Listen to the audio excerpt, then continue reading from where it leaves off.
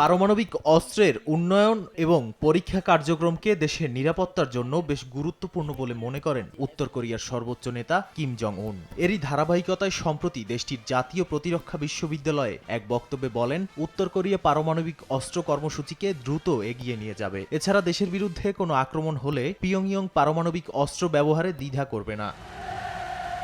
তিনি আরো বলেন, দক্ষিণ কোরিয়াকে আক্রমণের কোনো পরিকল্পনা নেই উত্তর কোরিয়ার, তবে শত্রুপক্ষ যদি পারমাণবিক অস্ত্র ব্যবহার করে তাহলে তার সামরিক বাহিনী নির্দ্বিধায় জবাব দেবে।